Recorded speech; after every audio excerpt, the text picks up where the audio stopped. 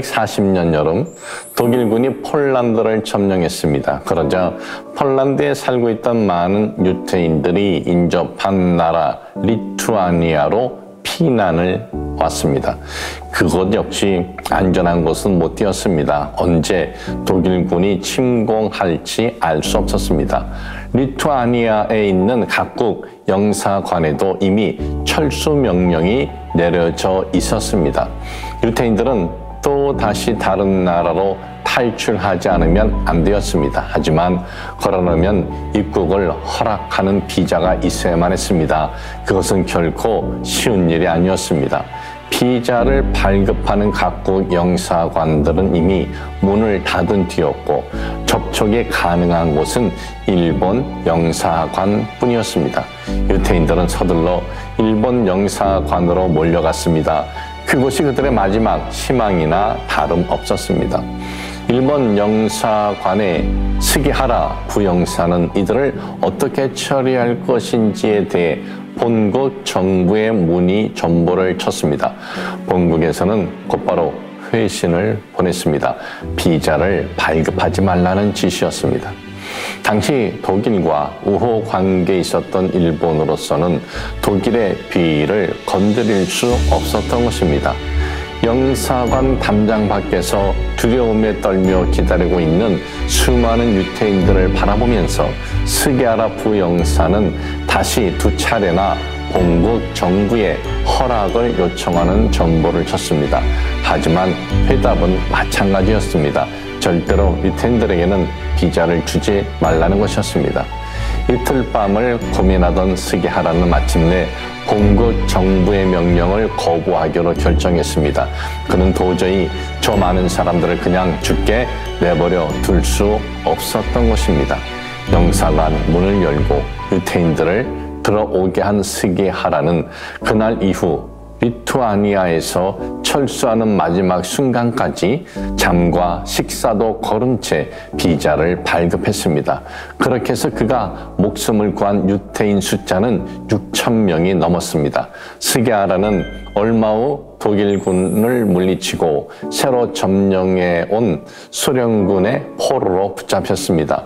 전쟁이 끝난 뒤 억류 상태에서 풀려난 스기하라는 곧바로 일본 정부에 복직 신청을 냈습니다. 하지만 일본 정부는 그의 복직을 거부했습니다.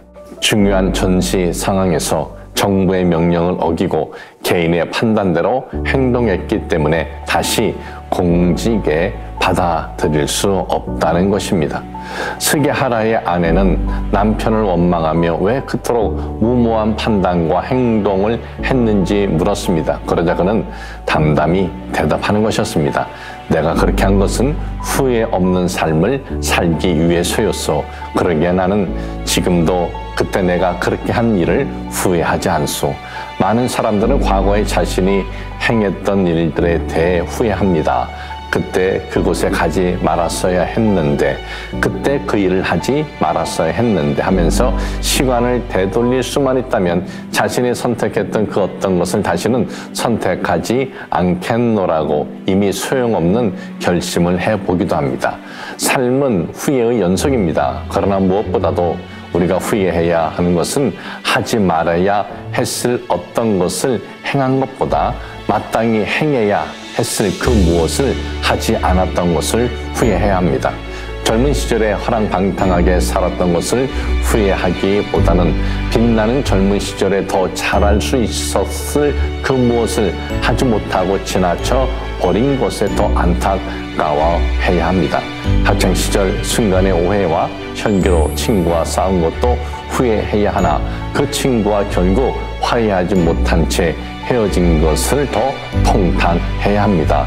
훗날 세상에서의 우리 삶이 마감될 즈음에는 하지 말았어야 했을 것을 보다는 해야 했을 것을 못한 것에 더 아파할 것이 분명하기 때문입니다. 사랑하는 여러분, 당신이 이 세상을 떠나는 그날이 언제일지 알 수 없으나 그 언젠가 그날이 당신 앞에 닥친다 해도 당신이 천국 백성임이 확실하다면 당신은 후회할 겨를이 없을 수도 있습니다.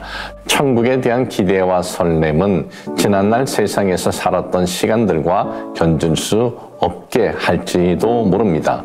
세상을 떠날 때 아무리 무수한 후회가 떠오른다 해도 한 가지 후회만 없다면 당신은 평안히 천국으로 갈 것입니다. 그 한 가지 후에 예수 그리스도를 구주로 믿을 것을 이라는 단 한 가지 후회만 없다면 아무리 끝없는 후회가 밀려온다 한들 당신은 세상에서 충분히 가치 있는 삶을 산 것입니다. 당신은 예수 그리스도를 당신을 구원하신 주님으로 영접하셨습니까?